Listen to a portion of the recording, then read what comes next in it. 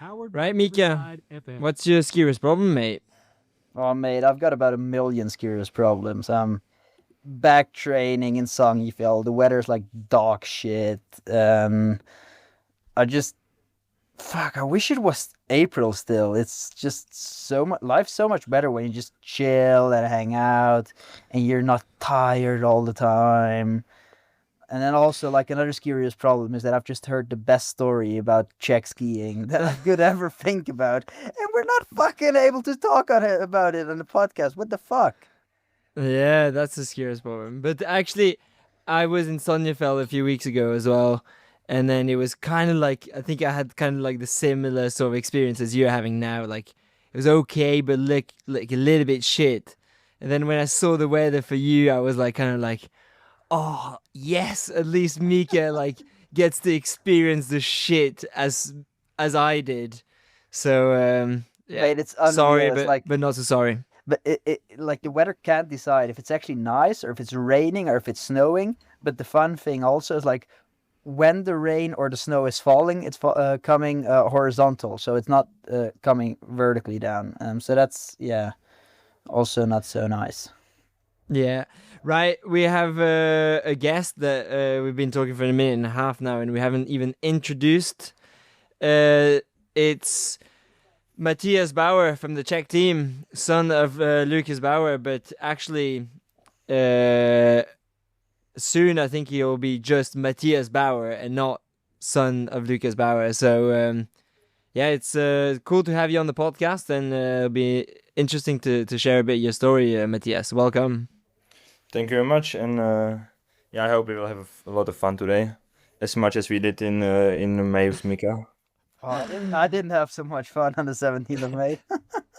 Yeah, this was good because like so 17th of May is this national day in Norway, so they have like big celebration, big party, and so on. And me and Mika obviously were in Lillehammer, and then Matthias thought he wanted to like experience the whole 17th of May in Norway, so he also came to Lillehammer, and we spent quite a bit of the evening together, and or the whole day together. I was just gonna say, And mate, the evening I spent at home in my bed. do you want to elaborate why you just suddenly had to go home? Nah, I want to leave some room for speculation here. Yeah. It involves a lot of alcohol and a little bit of vomiting.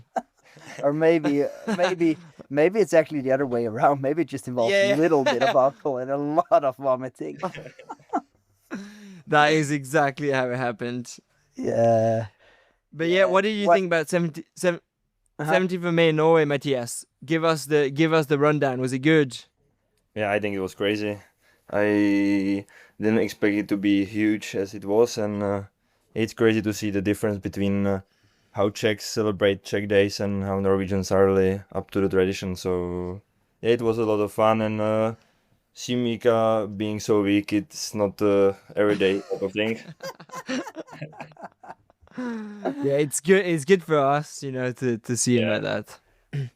But actually, yeah, like it was kind of cool because it was Lillehammer, so it's lots of skiers, lots of people near you, and like me and Mika, and yeah, I think the best thing about it was when you asked Jonas Vika how much he was training, and he was like, "Oh, I train about 700 hours," and you were like, "What the fuck? You train so little? Like, you're so good and you train so little." And then he was kind of like a bit defensive, like, "Yeah, yeah, but I mean, it's just really good quality training," and like, I thought it was fucking Yeah, funny, it was actually. mind blowing. Yeah. But that's the thing that Norwegians are so good in. Like, I believe that you have to train a fuck ton, and I believe that you have to train fucking hard as well. But in Norway, they're super good in just letting everybody experience their own body and finding out what they or how they react on specific training and stuff. So it's like you can't say that there's like this one philosophy in Norway that everybody's training according to. It's just like yeah, so many people and so many people doing different stuff as well. Yeah, that's true. But that actually kind of brings us to your mentality, Matthias. Is like so you're a young skier, you're first year senior last year, and then instead of like trying to build it gradually, you decided, oh, I'm just gonna train like more than everyone else in skiing, or at least everyone else that's your age. So you trained like so much last year, and this year you're planning at least just as much.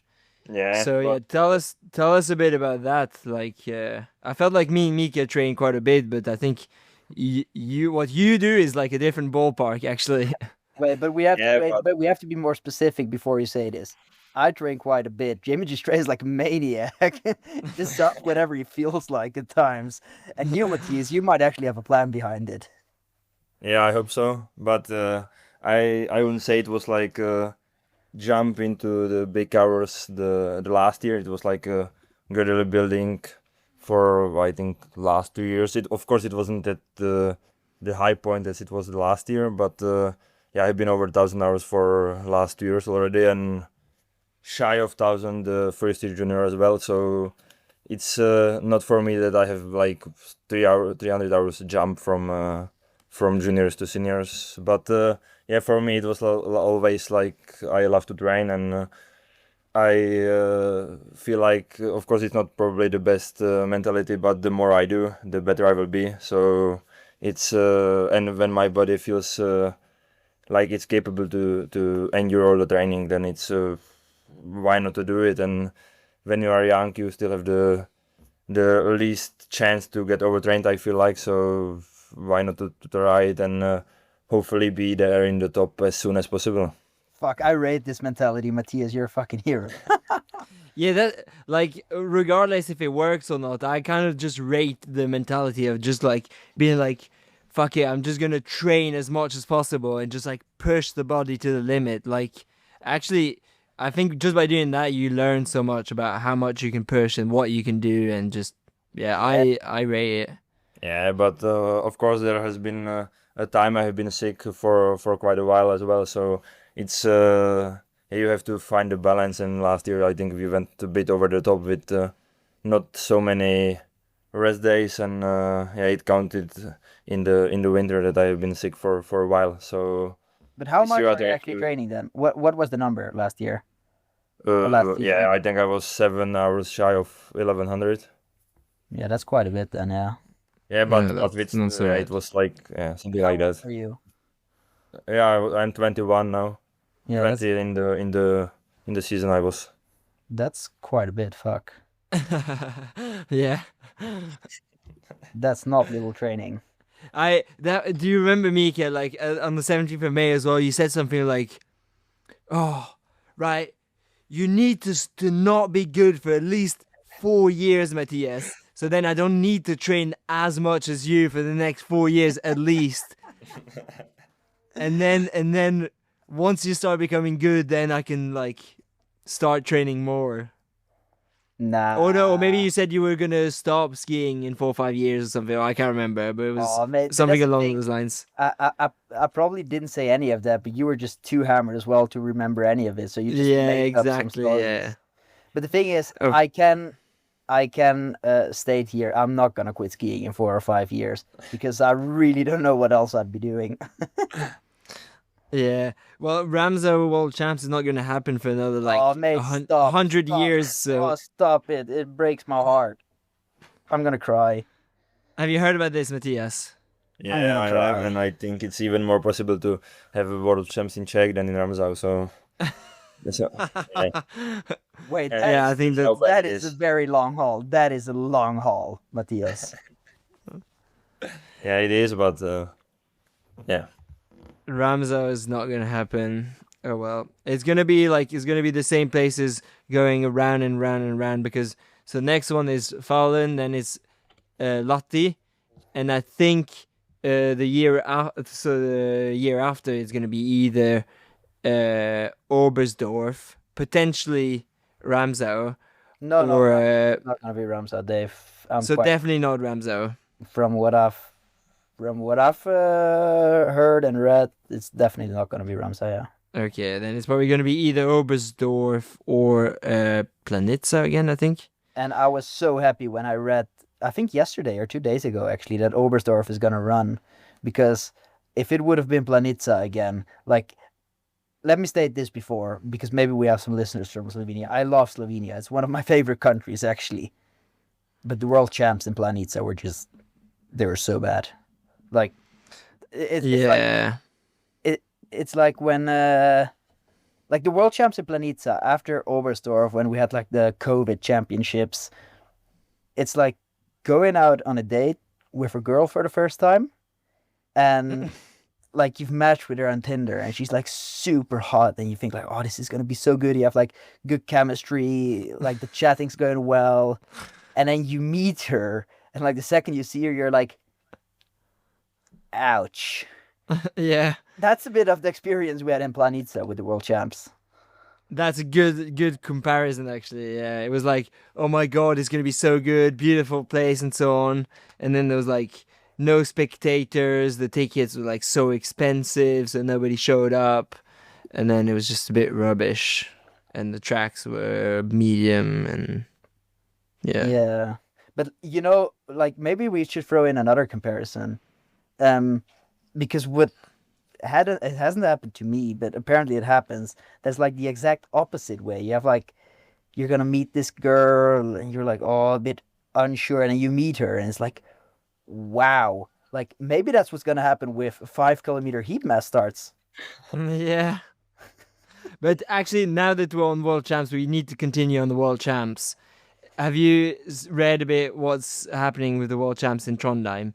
They've managed to lose lots of money. So they've got Lots like of money. I think like 34 million kroner.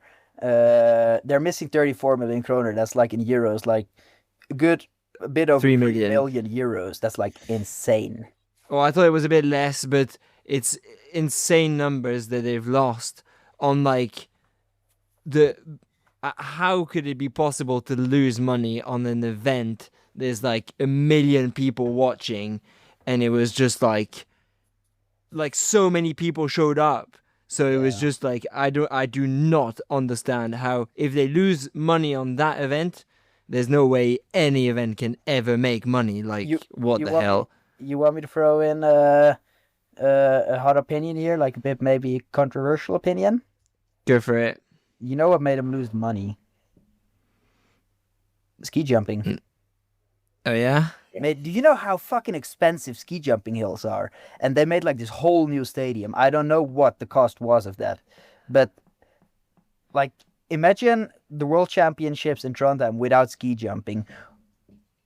Like honestly, it would probably have been the same experience, and they would have just saved themselves probably like I don't know 5 or 6 or 7 million euros on infrastructure.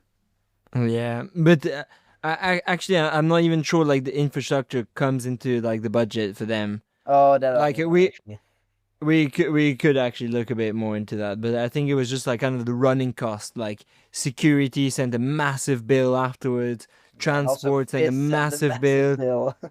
and then they had like they hadn't realized they had to pay for like timekeeping and stuff like that. And apparently, I've heard it's like a massive stress. So it's the everything that's happening in the media is not like they're not blowing things out of proportion. It is like a really bad situation.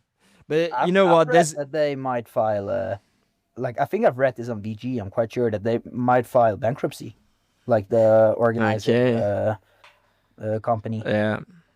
I mean, yeah, we'll see. But I find it insane that they managed to do that. Maybe they didn't make money because Johaug didn't win. Nah, but honestly, I don't think that. Do you think that Nah, changed? Nah. I don't think it changed at all. But I was just changing subject to Johaug retiring finally. But she's probably gonna like do a comeback in a couple of months anyway.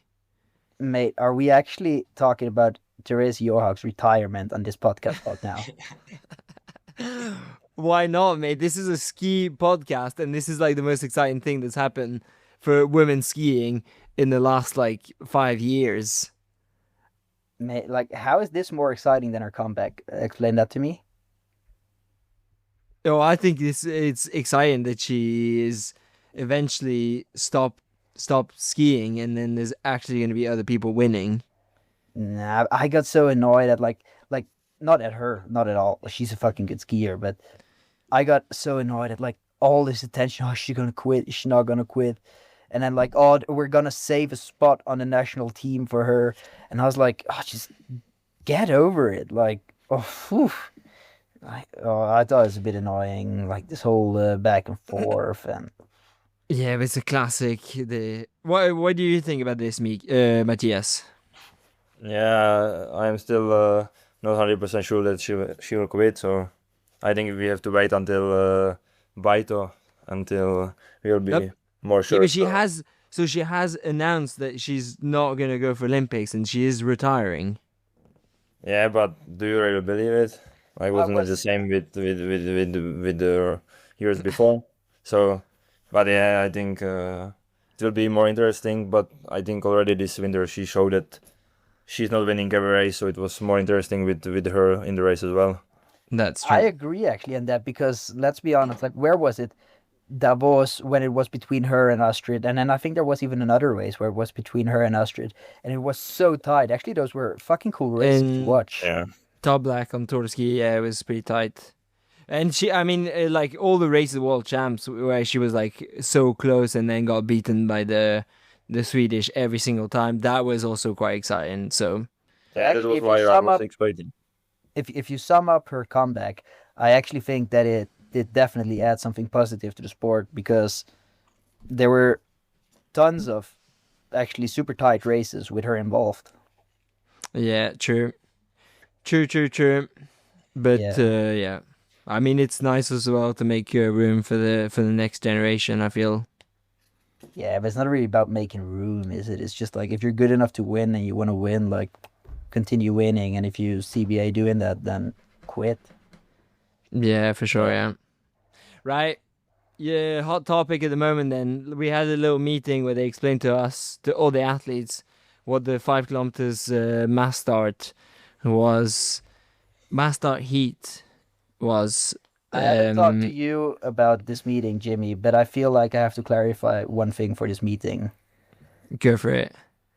I was in Italy cycling with my brother and watching the Giro d'Italia, and then you sent me this message like, "Mate, are you joining?" And I completely forgot, and there was like almost no connection, and then I couldn't really be arsed going to the meeting. And then when I decided like, oh, maybe I should actually attend it because I like posted this meme, I was like, I decided that it's shit before already, so it didn't really matter so much what they were gonna say.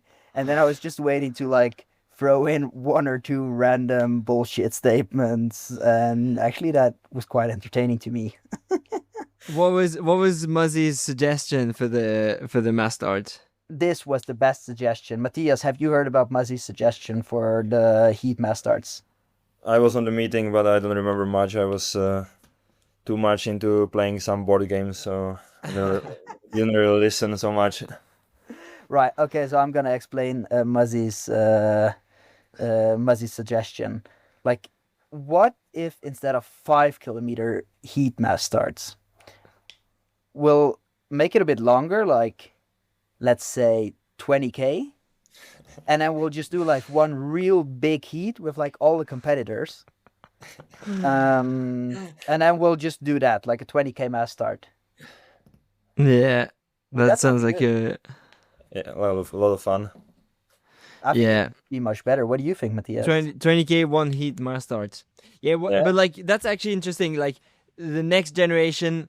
What do you reckon, Matthias, on the 5K mass start heat? So I'm just gonna quickly explain for the listeners what this is. This is the new format that's gonna happen at Tour de Ski. It's a new Tour de Ski format, special Tour de Ski format, and it's gonna be basically, or it's not exactly sure all the details, but it's gonna be 5 heats consecutive. So there's gonna be 20 to 25 people, or no, I think it's 4 heats, 20 to 25 people in each heat, and then start every like 18 minutes.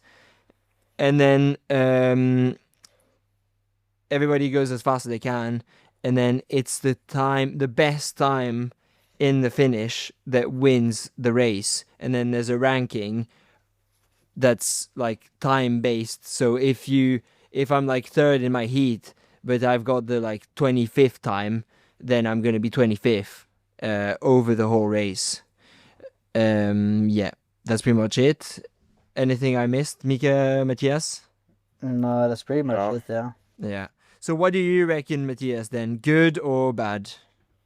Yeah, I quite like it, but from the meeting when we got more info, I started to be more skeptical about it. Like with the start position of the heat, I was like that.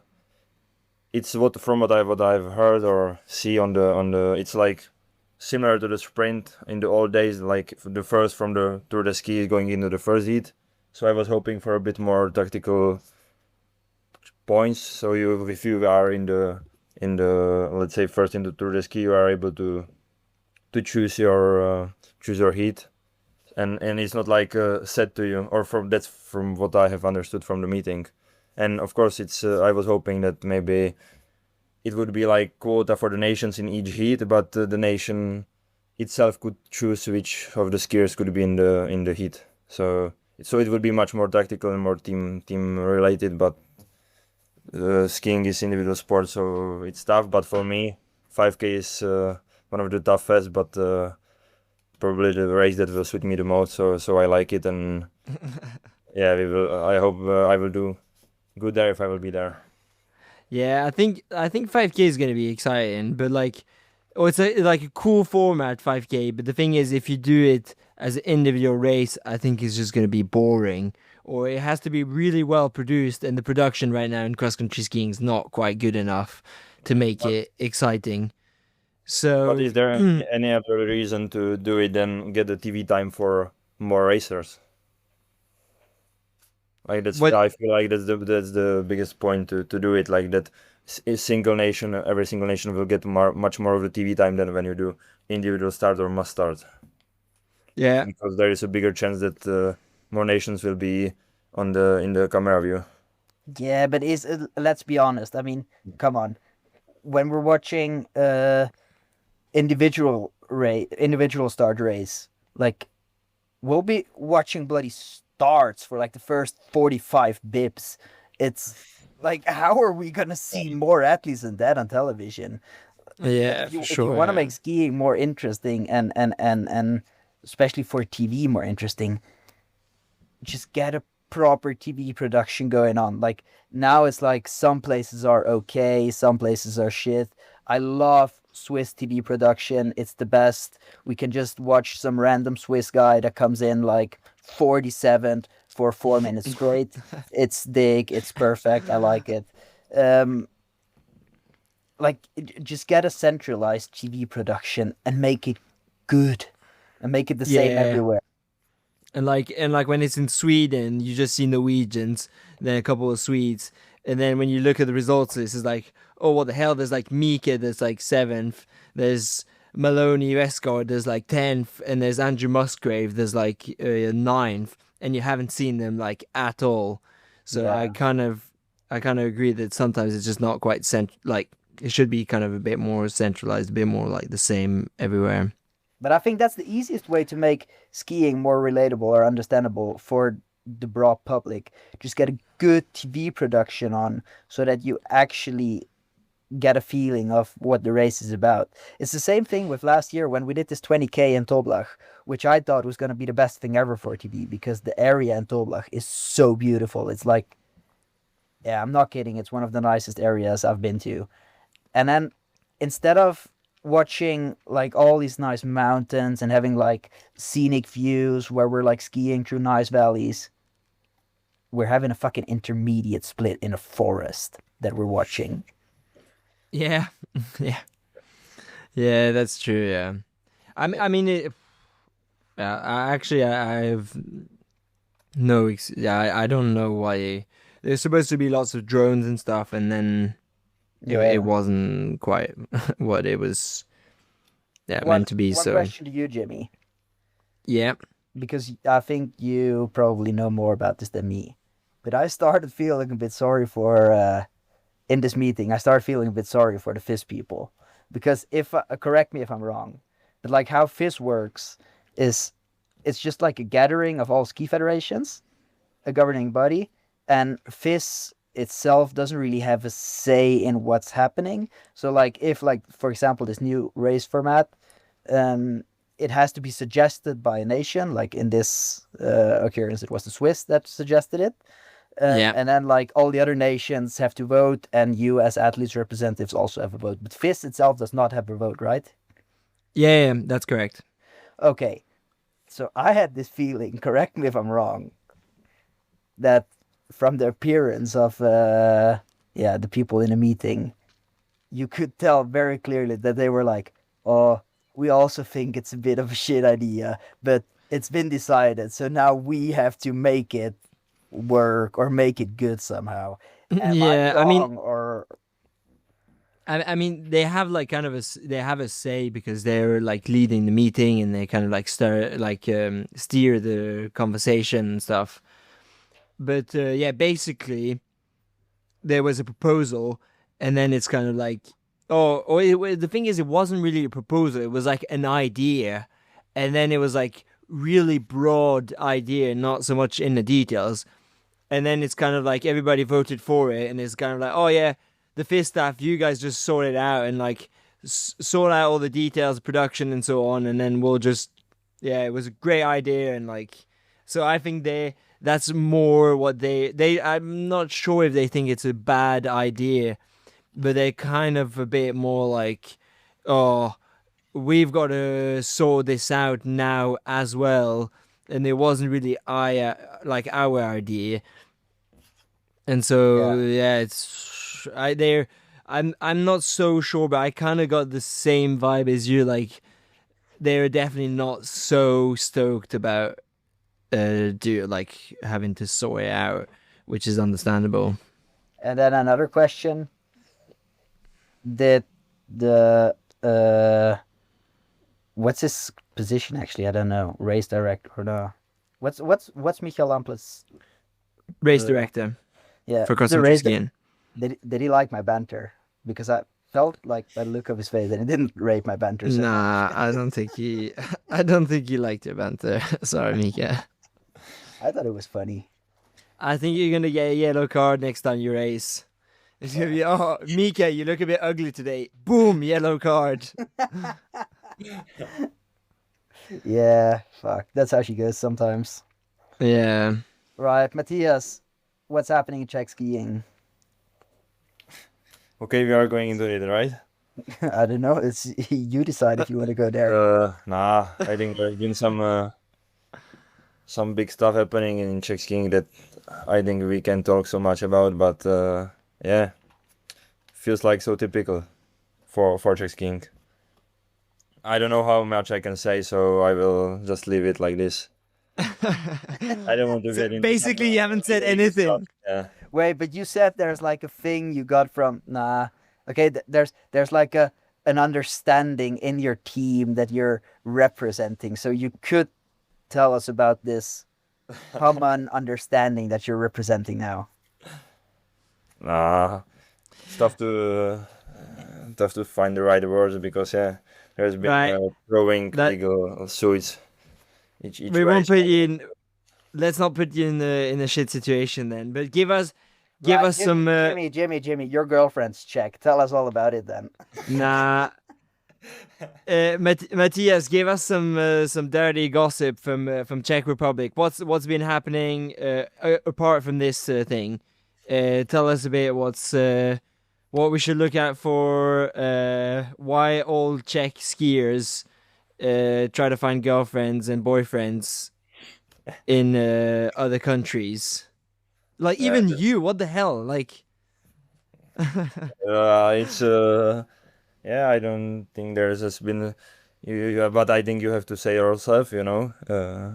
Kachi has been with you for quite some time already, but now I think it's not so many skiers have been in Czech, so you have to find some skiers outside of Czech skiing, and what's a better destination than Norway? So yeah, that's true. Wait, do you actually have a GF in Norway now, Matthias? no, I wouldn't say that. I hope she won't hear this, so or I'm in big trouble. So yeah, Why do you think it was in Lillehammer on the 17th of May, Mika? Do you think it was just I to think experience the Norwegian celebrations? I think I told it to Mick already, but I don't think he remembers. So I just thought he wanted to have a good time with us.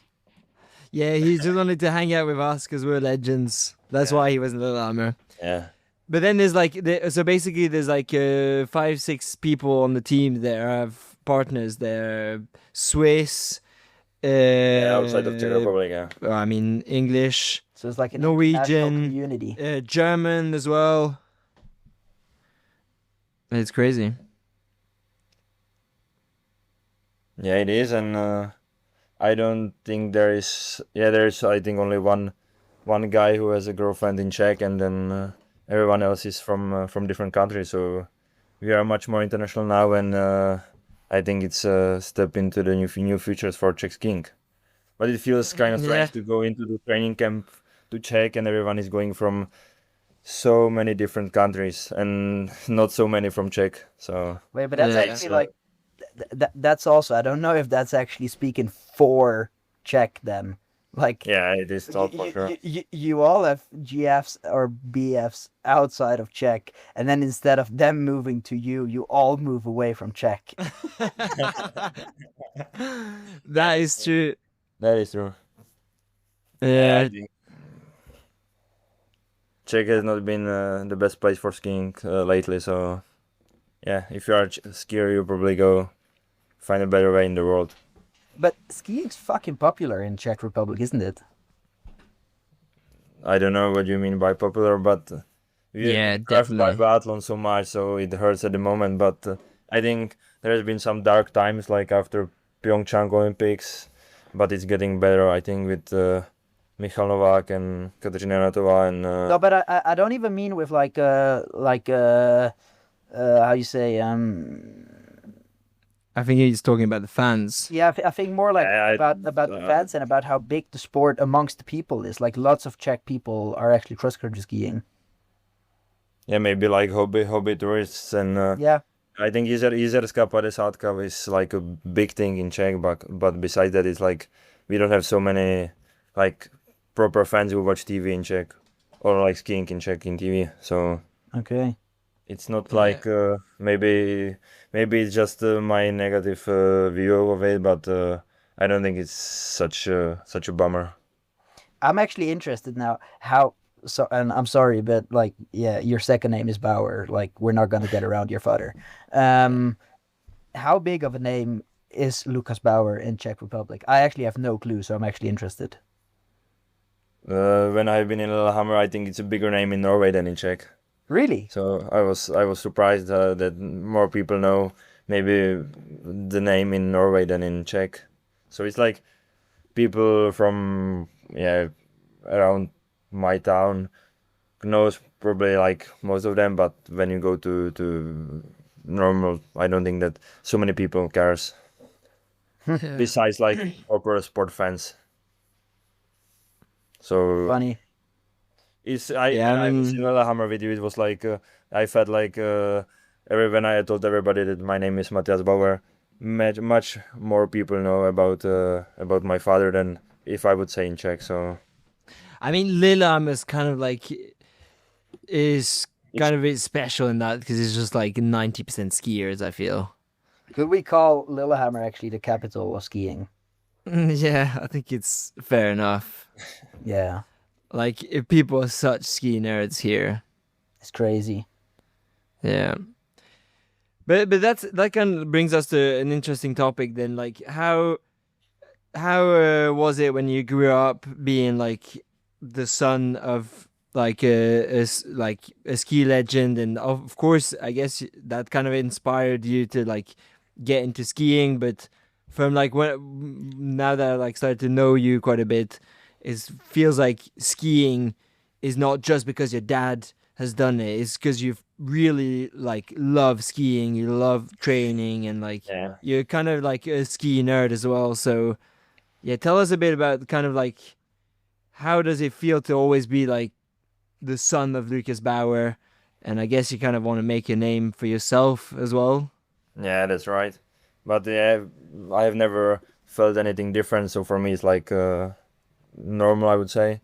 But yeah, I was all in football, in soccer, until like 14, and then I don't know what happened, but just switch came, and I went into skiing. But I've been lucky that both my parents didn't push me into skiing at all, and they were more like, yeah, skiing is dying in Czech, or skiing is not the sport you should choose. But I didn't listen to them and chose skiing, and yeah. But of course, it opens so many doors when your name is Bauer, but it also closes so many doors. And now with yeah, with Czech skiing where it is, it's like my father and my coach is on one side, and feels like all Czech skiing is on the other side. So it's tough for me Okay. to Wait, but why stand is that? between those two. So But maybe when sometimes I get a shit I don't deserve, but sometimes I'm lucky because and I don't deserve that as well. But so then when it's you say it more like closes lots of doors, it's just yeah. yeah, how like it closes lots of doors? Is it just yeah, like because your dad has pretty strong personality and is pretty outspoken and kind of like Yeah, had yeah, some bad blood with some guys in the federation, or tell yeah, us a bit it's more about that. exactly like that. And my coach is pretty similar to him as well, and they are pretty good friends. And he's the coach that trained him most of his career as well. So they're like, I don't think anymore, but they have been fighting against Czech skiing. So Yeah. I has been, yeah, I've been lucky with some stuff as well. But sometimes it feels like when there is some choosing between two people, they will choose the one who is more like a pro federation. And with me training so much, not the typical Czech way, it's also something that they don't like so much, and doing things my way. So yeah, it's but it's something that you have to live with, and when you get the results you want, you don't care about what the people say. So I Yeah, feel that what fair you're never enough. shut their mouth with your results as well. but I feel what you're describing right now is actually it's actually so typical for like I don't think just the Czech Federation. I think like all these big federations. It's like they have their kind of system that they like, and it's yeah either you go along with it, you'll just be quiet, do whatever you're told to do, and maybe you'll become good, maybe not, but they'll like you. And as soon as you like step out of that, uh, yeah, maybe normal or standard way which federation is trying to push at the moment, it's like you're always gonna yeah have to prove yourself more than people that are following the way in the federations. I think that's also the biggest problem with federations and the system that we have. Like in a normal work environment, also like in pro sports, as in cycling, football.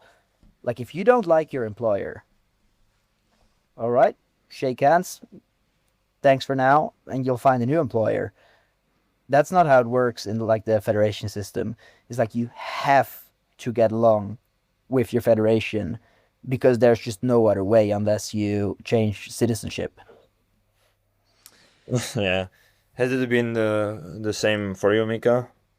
Mm, I mean, yes and no. The thing is, I just fucked off to Norway and then everything was easy because, like, yeah, it's like out of sight, out of mind, you know? Um, so, but I would typically not, like, I would definitely not have fitted in this typical Austrian way either. I can say that, yeah, 100%. So I can relate to some of the stuff that you're saying, definitely, yeah. But I kind of agree, Mika. But at the same time, like, so but for example, my federation is trying really hard to make like the criteria kind of objective, so they can select people to the team like objectively, like on results, on fist points and stuff like that. But at the end of the day, I think it's a bit bullshit. Like, it's always going to be subjective. Like, if the coach thinks that the person is going to be a good addition to the team, like, it can be because he's training hard or because he has good mentality or because he has good team spirit. There's lots of things that come into account. And at the end of the day, it's not just the result that count. And of course, sometimes people abuse a bit of that power, and they choose things because it's not the way. It's kind of like personal feelings, but I think at the end of the day, it's also they have to make a choice what's best for the team, and sometimes that means selecting an athlete or not selecting an athlete. I think we've seen that in other teams. Yeah, but Jamie, let me stop you there. It goes much broader, much wider than just about selections. It's also about an environment that you're in, and about how you're feeling in an environment. And what you're describing, like, I agree. I know your federation. I know the people in your federation. I agree with everything that you are saying on your behalf.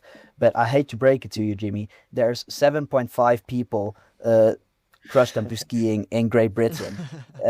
Like your federation, that's a bit of a different ball game than the Czech Federation and the Austrian Federation. Yeah, I wasn't really. I was just taking my federation the example, but like, okay, it can also be like the American or the Canadian federation. They have like super objective kind of like targets, like especially Canadian. I think federation, you have to be like top 6 once or top 15 twice or some Yeah, but now you're stuff going like that. back You know, again. No, now you're going back again, Jimmy, to selections, and that's what I was just saying. It's not just about selections. This whole topic just goes so much wider. You want to be in an environment as an athlete where you can thrive, and you can only thrive in an environment where you feel good and where you feel safe and where you feel understood.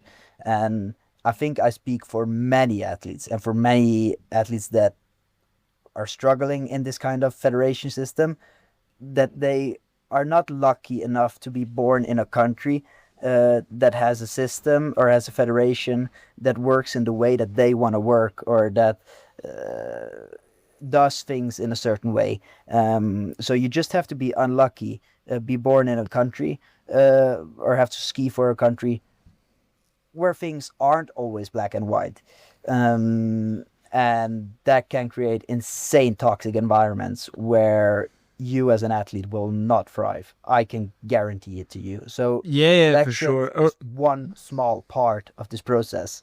It goes much wider because you're taking like super objective examples from Canada. Okay, then let's move over to where we are right now. I love Norway. I think the culture in Norway is great. But if you look at the ski federation in Norway, like there's been more than one questionable team allocations or nominations in the past years. So Yeah, for sure. Yeah, no, like definitely. But that's kind of what that was kind of my point. Is like at the end of the day, it's always gonna be subjective. So like, I don't know if you can do it any other way. And like, no, but you can everyone do it another way, starts. Jimmy. It's very simple. If there's not a federation system but a team system, you can just say goodbye to your employer, as in the normal world, and go and find a new employer. That's what normal working people do. That's what happens in cycling. That's what happens in team sports. Yeah, for sure. So it's just like in this system. I mean, I get it that some federations choose for things that are best for their federation or for their team at the moment, but that does not always apply to the individual. And that's a big problem when you're the one individual that it doesn't apply to, and you cannot just go and find a new employer. How good is going to be private teams for Austrian skiing then, Mika? Honestly, probably bad. Probably like if you just look at. I think it would be terrible for all the Alpine countries and like Czech Republic and. On one hand, yes, but on the other hand, Jimmy, it also opens new doors for new cultures. So like every negative has its positive. And I mean, yeah, if you just look on a globalization, I mean, what happens in a private industry? The best wins. That's what happens in private industry. Like, if you're the best stockbroker, you'll make fucking millions. And if you're a shit stockbroker, you'll go broke within a blink of an eye. And that's what's going to happen in sports as well. If you want to thrive in a private team environment, you got to get your shit together. Like, you got to be good. And if you are not, you'll not get a spot. Somebody better will get the spot. And I think, and I know that you're going to disagree with this, and I know that Kiko Pellegrino is going to disagree with it, but I think that the best should be in World Cup, and I think that if I watch World Championships, I want to watch the best athletes on the world compete, and I don't want to just watch, oh yeah, some people because they're lucky they were born in another country. Yeah, I think it's just like when you watch World Cup or World Champs, you watch countries fighting against each other. You fight. You like you have your race suit with your colors of your countries. You have the flag of your country. Like that's what you're watching. You're not just watching the best. Of course, there are always the best there because there's the best from every country. But like, I think it's still important it stays like that, and also just for the development of the sport. And Matthias just said it a little bit earlier. Like when there were like some Czech skiers that were doing great, when there were some Czech athletes that were doing great, it just makes the sport so much more popular in the country. It's like when there's tennis players Yeah, doing but Jimmy, that great does and people watch on TV, and I think that will just like make it so much, or that it will destroy that whole spirit in every country. So I'm actually not so much into private teams anymore. no, I've but I don't. moved away from. I disagree on one part here. I mean, it's gonna make it harder for sure, but it's not gonna take away the key element. Like, if your country has a good skier, it can still be good. Like honestly, I can tell you more names that have gone under in the system as it is now than that have thrived. I get like there's I could tell you a million names that have like or not a million maybe, but I could tell you a lot of people that are really good when they were young, but just did not thrive in this kind of system. Um, but I agree. There's a pro and there's a contra for everything, 100%. But at the end of the day, the private sector. That's yeah, that's where innovation happens. That's where Nah, that's where people get better. That's where innovation happens. I'm sorry, the my best opinion. might become better if we do that for sure. The best might become better, but I No, but think also the second best. the Like the honestly, people that don't start with the best, huh? the people that start with worst opportunities will not get a chance to race on the World Cup. Like I'm not sure that you would get a chance to race on the World Champs. I definitely would not have got the chance to race on the World Champs because I grew up in France and I didn't know how to train. I didn't get the support, and then once I got the support from the British team, then I understood how much I needed to train, what I needed to train, and then I kind of like took some massive steps. So I think you will lose that, and I think there's lots of countries where there's not the like sponsorship spirit or culture. So I think like in France and in many of the Alps there will be very little like teams. Like you can see it in ski classics. There's like 90% of the teams are like Scandinavian based. That I agree on, but you could also just get a limited number of teams, and also per nation a limited number of teams. But whatever, we don't have to discuss like a whole setup or system how it could work. I just think that at the end of the day, more innovation happens in private sectors than it does in yeah kind of state owned. Because like honestly, let's be honest, like ski federations are a monopoly in every country. There's just one ski federation, so it's like kind of like a like this is gonna sound very stupid what I'm saying now, but I actually think that's what it is. It's just comparing communism with capitalism, and honestly, I'd rather live in capitalism. I think that's pushing it a bit, but I Yeah, That's it's just pretty long. pushing it a bit. right. Give us your thoughts on this, Matthias. No, I think it's tough to say. Of course, I would love to see the private teams in a better way than they are in Ski Classics, but it's not possible in any future soon, I would say. But yeah, when I train and when I do everything, I try to compare it to the cycling because I think it's the most common sport to skiing. And if I would say if cycling would be the like federation wise like skiing is, I think it would be super boring because Yes. so if we would take the right steps as cycling did, I think it would be better in the private way. But I don't think it's possible anytime soon. So it's like drawing on a blank paper. Yeah, that's a good point. It's never gonna happen cross country skiing. No, So it's actually, I agree. this conversation's not. But it would be super No, fun but to it's see, good and to have sometimes. yeah. Mika. Actually, Matthias is being the most like mature and constructive in this conversation, and he's like the kid is supposed to be like we're supposed to be the mature ones. Nah, Damn it. when you and me are in a conversation, we've never been the mature ones.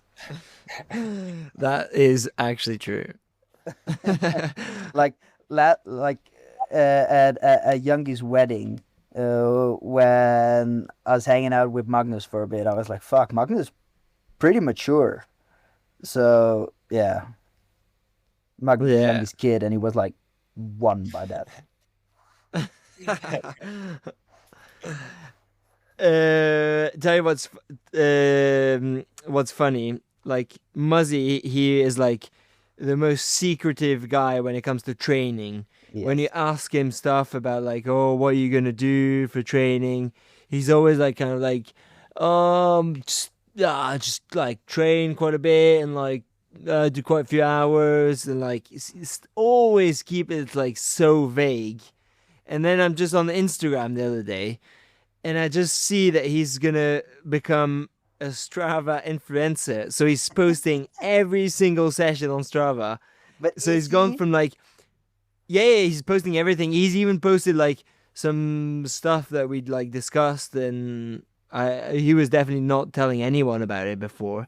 So I was kind of like a little bit surprised, or like he's gone from like mega secretive to mega public.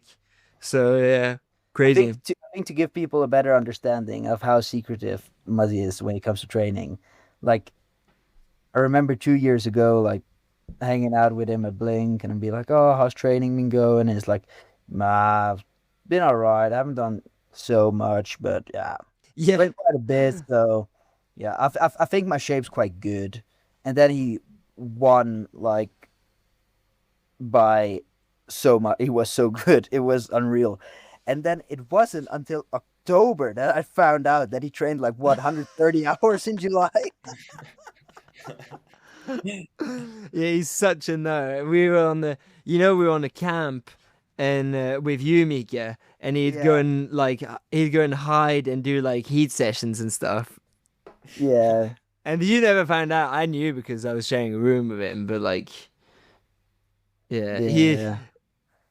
But So, honestly, that's a bit your guys' mentality on the team because like I came on I when I started training with you guys a bit, I was like, fuck, this is so cool. They're so open and it's so chill with them. And it's like after like I stopped training with you guys or not going on camps with you anymore, then I was just like in all this hanging out with you and Mussy, I found out, wait, you were doing so much shit behind my back, like with just not having me find out what you guys were actually doing.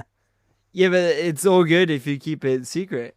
Nah, but actually, I think we never used to be like that. I think, and then I know that Muzzy used to do all this crazy stuff. He used to do like training with weight vests, fasted for like 5 hours, and then on the 6 hour he'd do like intervals and ridiculous stuff like that. And then it kind of like he was doing stuff that was working really well, and he was training lots of like Didrik Tonseth, for example. And then the year after, Didrik smashed Muzzy on every single race, and then Muzzy was kind of like, yeah, well, I kind of gave him all my tips, or that's the way I understood it. And so then he became way more secretive about stuff after that, or after like he realized that when stuff happens in cross country skiing, the word spread out so quick. It's actually crazy. It's actually a good thing that you're saying now because I started doing this like quite long intervals 2 years ago and posting about them on like Strava and stuff. And Jamie, you know it. What's my standard interval? You're 3 times 30 minutes, or Or 4 times 20 or 3 times 30. You've yeah. never bloody done that, and all of a sudden I see you post on Strava with all of our 4 times 20 minutes. Little bitch, that's my session. Fuck off. I actually I've done similar stuff.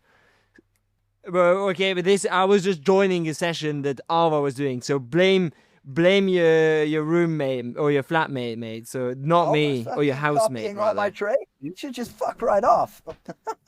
Yeah, yeah, but that's the way it is. If you I'm post gonna stuff be on fucking Strava, good, and then he's gonna beat me in the winter. Yeah, that's what you get from being open about training. yeah, and that's what the worst is when there's like the little young guys then first year senior they come and like steal all your ideas and then smash you and then devastating. Yeah. What do you think about that, Matthias? Yeah, Is that it how is you're what it is. doing? Spying on us?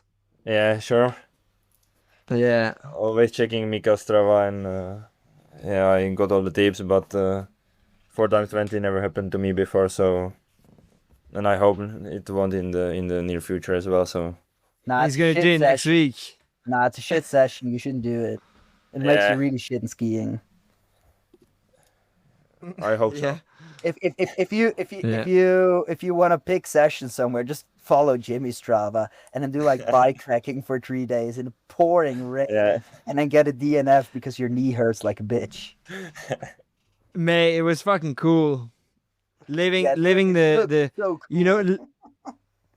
it was actually fucking cool. Living the life, just bike packing for 3 days, sleep in a hammock, and just eat like shit food. And like then you come home and it's comfortable and nice. And the shit food that you ate on camping tastes like it's like 4-star dinner because you're camping and everything tastes good when you're camping. And Yeah. was living the dream, mate. Living the dream. And you were hating life in Sonnefjell under the snow and rain, and I was living the dream on my bike. So nothing to be Nah. jealous Mate, about.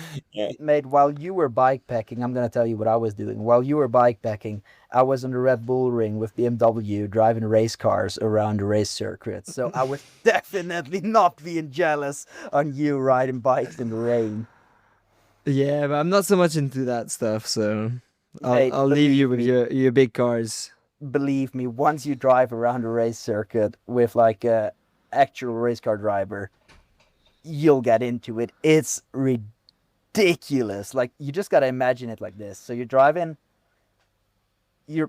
towards like a 90-degree corner, and it's like a good 5-6% downhill, and the corner's hanging to the outside, and you're driving towards that corner with like 240k an hour, and then you see like this 200 meter, 150 meters, and it's like 125 meters, and you're like, fucking brake, and he just doesn't brake. And then like when he starts braking at like 70 or 80 to the corner, it's ridiculous. Like the guy just stands up with all his weight and just hammers the brakes down, and then you just still ride around the corner with like, I don't know, 150. It's unreal. Okay. It's so cool. Yeah. Is Right. Mika Well, flexing like this every single time? What? Are you flexing like this all the time? Yeah, I flex when I can. yeah. But like that sounds like exactly how Matthias drives in Czech Republic anyway. It's just like normal Czech driving, except maybe you've drunk like a few beers before. No. And also the average car is not a race car, but it's like a Trabant. It's like Yeah, a Skoda from sure. like the 1980s. Yeah, where like the left headlight's broken. Yeah. Right, Okay. Matthias, give us, if you had to do one session with two people on one place, what would you do? Who would you do it with? And where would you do it? Yeah, that's. I've been thinking about it already before, but of course I would choose Cristiano Ronaldo as the first person, and Okay. I would choose yeah, my dad as the second one, and we would Okay. do 7-day bike trip across Czech single trails. But you do realize that Cristiano Ronaldo is like a football player who usually gets grumpy when he has to run Yeah, around the football field for one yeah, lap. yeah. I would be glad that I beat him at something. So Yeah, that's good. And then- Okay, that's not so bad then. A bike trip for 7 days with Cristiano Ronaldo and Lukas Bauer in Czech Yeah. Republic. And then I have one more question, and I'm actually curious. Your take, Matthias, because I'm on Sogndal and like probably the most decorated junior skier of the last what I don't know how many years. Lars Hagen, he was also here. 10 years from now, I'm gonna be old and grumpy, and I'm gonna be like Muzzy, still skiing, but I'll be good every now and then, but I'll be shit every now and then as well.